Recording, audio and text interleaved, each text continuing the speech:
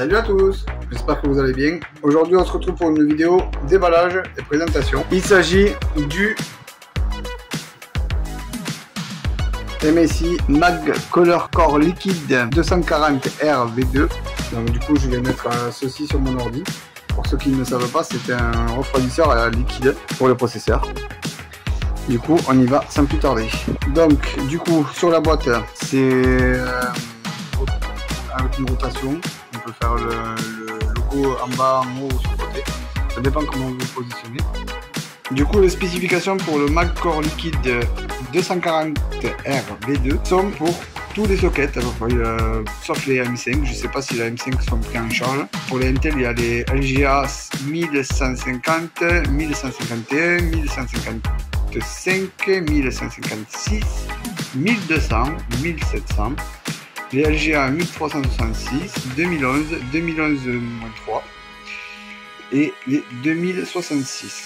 Pour ce qui est AMD, il y a les AM4, FM2+, FM2, FM1, AM3+, AM3, AM2+, et AM2.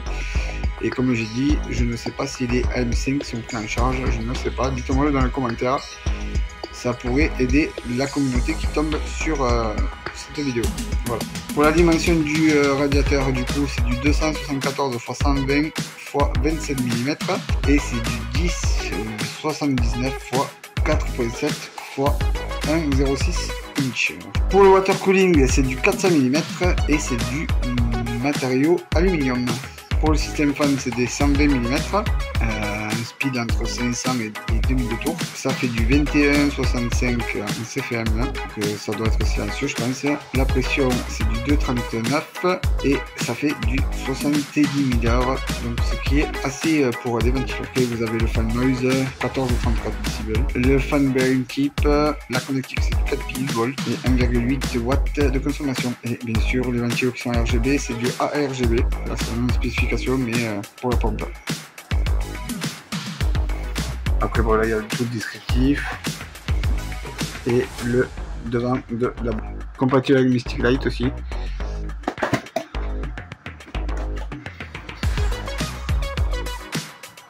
Donc du coup dans la boîte, les morceaux de plastique, il y a tout ce qui est fixation pour chaque socket Intel ou AMD, avec de la pâte thermique aussi.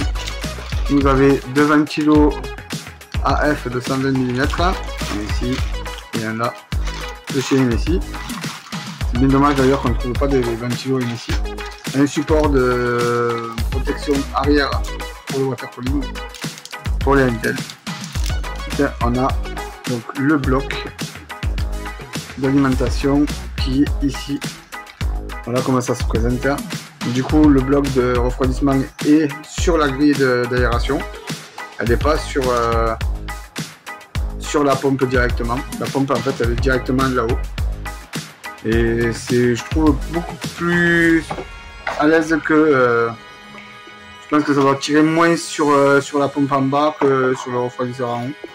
Et bien entendu, s'il y a un souci, ce qui m'est arrivé une fois avec mon Corsair H80, il y a pour re-remplir le liquide de refroidissement à l'intérieur. Donc on dévisse une vis et on remet du liquide à l'intérieur. Ça c'est plutôt pas mal. Là on a une prise pour le branchement des ventilos de la pompe. Et ici on a une fiche RGB et une autre fiche RGB ici. Et ces deux, en fait, ça se branche directement sur la carte mère. Avec aussi son truc de cuivre où c'est qu'on met la pâte thermique et le processeur dessus. Donc après, on a, ça c'est l'adaptateur que l'on met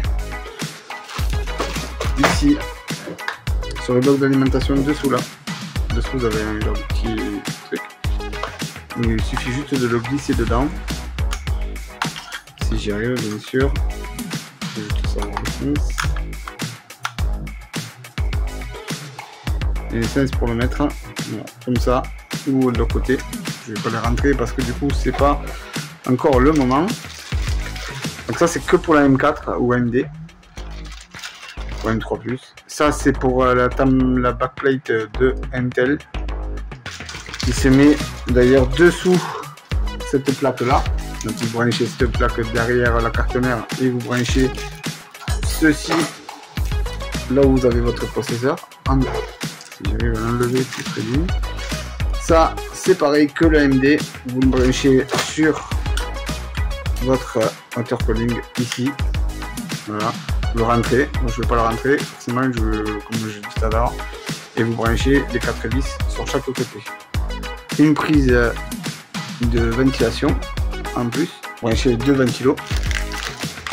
Un Molex qui va sur une prise de ventilation à 2 pings. Tout ce qui est visserie pour les 2 supports, Intel ou AMD. Vous avez les vis pour AMD. Et ici, vous avez tout ce qui est visserie pour visser le water cooling et les ventilos à votre ordinateur. Non, il y a des petites, il y a des grosses, il y a bien de tout.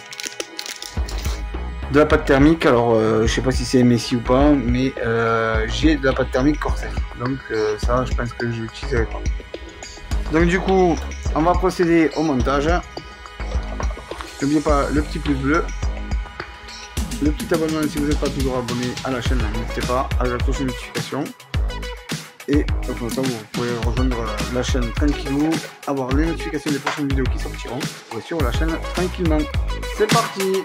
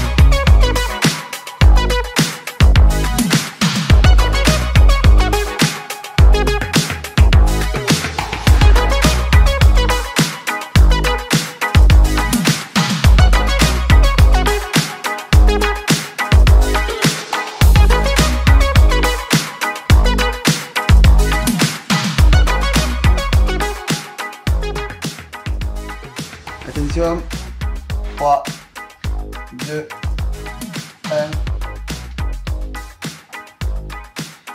Ça s'allume.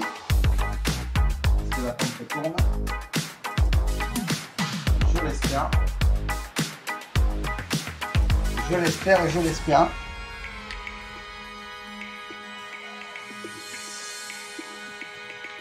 Je l'espère que la pompe tourne. Pas comme des ventilos. Mais il ne marche pas. Ah si. C'est même pas. C'est quand ça change le processeur du coup. Normalement ça devrait être bon.